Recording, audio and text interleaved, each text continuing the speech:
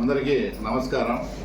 తర్వాత ముఖ్యంగా ఈ మధ్య పార్లమెంట్లో ఒక చట్టం కూడా రూపొందించడం జరిగింది, వక్ఫ్ చట్టం. మేము ఎలక్షన్స్ కన్నా ముందే కూటమి ప్రభుత్వంలో భాగస్వాములుగా ఉన్నాం కాబట్టి తప్పకుండా బిల్లుకు మేము మద్దతు ఇచ్చామనేది బహిరంగ రహస్యం. దాంట్లో ఏం దాపరికాలు లేవు, ఇంకోటి లేవు. అయితే కానీ తర్వాత నిన్న ఒక 3 రోజుల కిందట అవినాష్ రెడ్డి గారు పులివెందులకు వస్తే ఆ పార్టీకి చెందిన కొందరు ముస్లిం నాయకులతో ఆయనకు శాల్వాలు కప్పించుకొని మీరు బాగా ఫైట్ చేశారు, మీరు బాగా పోరాడారని 100 మాగిదల మాదిరి అవినాష్ రెడ్డి గారి దగ్గర అంతా చెప్పుకోవడం. మేమేం చెప్తున్నామంటే మేము పొత్తులో ఉన్నాం కాబట్టి మా పొత్తులో ధర్మంగా భాగంగా మేము 100% మెజారిటీ 100% సపోర్ట్ చేశాం. అయితే అక్కడ ఏదైతే ముస్లిం సోదరులకు కొన్ని ఏదన్నా ఇబ్బందికరమైన పరిస్థితులు తలెత్తుతాయేమో అని మా దగ్గర ఉండి ముస్లిం సోదరులంతా కూడా ఒక కమిటీ వేసుకొని దాంట్లో కూడా అంతా బాగా స్టడీ చేసి ఏ పాయింట్స్ అయితే ఏ విషయాలైతే ముస్లిం సోదరులకు ఇబ్బంది అవుతుందేమో అనేటి వాటికి కూడా పార్లమెంట్లో మేము ధైర్యంగా సవరణల రూపంలో చెప్పాం. ఒక 4 నుంచి 5 సవరణలు చేశాం. దాంట్లో 3 అత్యంత ఇంపార్టెంట్ అయినటువంటి సవరణలు కూడా తర్వాత కేంద్రం ఒప్పుకోవడం జరిగింది. కాబట్టి మాకు అవసరమైతే ఇప్పుడు రాష్ట్ర ప్రయోజనాలు ముఖ్యం. రాష్ట్ర ప్రయోజనాల కోసం సెంట్రల్తో బాగా ఉండడం అనేది అది కూడా చాలా అవసరమే. అలాగని ఆంధ్రప్రదేశ్లో ఉండే ముస్లిం సోదరులకు అన్యాయం జరుగుతూ ఉంటే రాష్ట్ర ప్రయోజనాలైనా పక్కన పెట్టి మా రాష్ట్ర ప్రజల కోసమే మా ప్రియతమ ముఖ్యమంత్రి గారు ఆలోచిస్తారు తప్ప తర్వాత మీలాగా కాదు. తప్పకుండా ముస్లిం సోదరులకు ఏదైతే సమస్య ఉందో వాటిని సవరణ రూపంలో సెంట్రల్ గవర్నమెంట్ ముందుకు తెచ్చాం. ఆ సవరణలో అత్యంత ఇంపార్టెంట్ అయినటువంటి సవరణలు కూడా కేంద్రం ఆమోదించింది. అవన్నీ కూడా త్వరలోనే అందరికీ కూడా ప్రజలకు కూడా మేము తెలియజేస్తాం. ఇది మా స్టాండ్. ఓపెన్గా ధైర్యంగా మేము సపోర్ట్ చేశామని చెప్తాను. కానీ దాంట్లో ముస్లిం సోదరులకు అన్యాయం కలగకుండా ఈ రకంగా చేశామని చెప్తాను. అదే తర్వాత ఈరోజు మీరు పూలు చెల్లించుకుంటే మీ పార్టీ వాళ్ళు మీరేం చేశారు?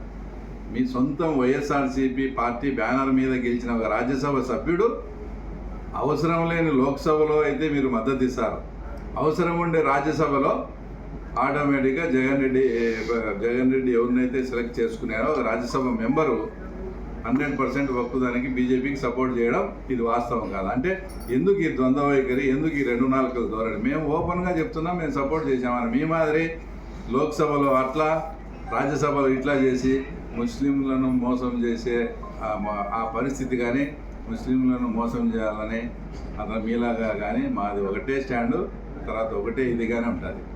తర్వాత పులివెందుల్లో ఉండే ముస్లిం సోదరులను కూడా ధైర్యంగా మీరు మీ గుండె మీద చేసుకొని చెప్పండి. ఈరోజు నిన్న ఒక వారం కిందట రంజాన్ జరుపుకున్నారు ఈద్గా. ఆ ఈద్గా అనేది మేము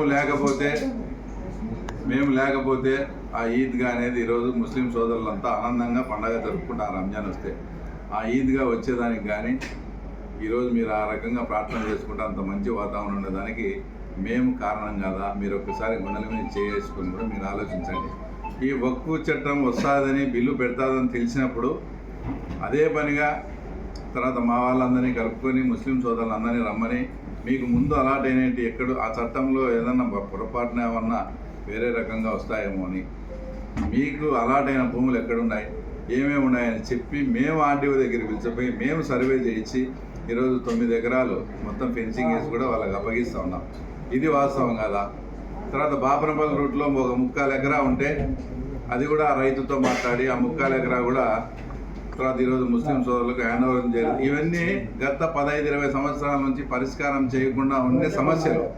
మీరు 30-40 ఏళ్ళ నుంచి మిమ్మల్ని గెలిపిస్తూ వచ్చిన ఈ పులివెందుల ముస్లిం సోదరులకు మీరేం చేసినారో తర్వాత ఏ చర్చకైనా కులంగలగా చర్చకైనా మేము రెడీ. కాబట్టి ఎవరు వాస్తవంగా ముస్లిం సోదరుల పట్ల ఎవరు ప్రేమగా ఉన్నారు, తర్వాత ఎవరు ఈ రకంగా చిన్న ఉదాహరణ ఇండిమినేషన్ రసూల్ తమ్ముడు ఇస్మాయిల్ వాళ్ళకి ఎంతో సేవ చేశాడు, మాకు కూడా మిత్రుడు. దురదృష్టవశాత్తు కరోనాలో ఆయన చనిపోతే వాళ్ళ పార్టీకి అంత చేసిన అతను మేము ఏ రోజు అతన్ని ఓటు కూడా అడగలే, మాకు ఓటు కూడా వేయలే. కానీ స్నేహధర్మంగా కరోనాలో కూడా మేము ధైర్యంగా చూన్ను మేమంతా. వాళ్ళు ఓట్లు వేయించుకొని రాజకీయం చేసుకొని కరోనాకు భయపడి అతను చున్ను కూడా రాలే. అంటే నేను ఇది ఎగ్జాంపుల్. ముస్లింల పట్ల మాకు ఏదైనా నిబద్ధత ఉంటే ఆ రకంగా ఉంటుంది తప్ప మీలాగా లోక్సభలో ఒక పార్టీకి రాజ్యసభలో ఒక పార్టీకి చేయం. కాబట్టి నేను ఈ సందర్భంగా తెలియజేసేది ఏమంటే ముస్లిం సోదరులంతా మీరు ఏ విధంగా అధైర్యపడకండి. మీ ప్రతి ఒక్క ఏదన్నా మీ మతానికి సంబంధించి కానీ, మీ ఆస్తులకు సంబంధించి కానీ, మీ చట్టాలకు సంబంధించి కానీ ఏ చిన్న అంశం వచ్చినా కూడా మేము అలాగే మా ముఖ్యమంత్రి గారు మీకు 100% సపోర్ట్గా ఉంటారని కూడా ఈ సందర్భంగా తెలియజేస్తాం.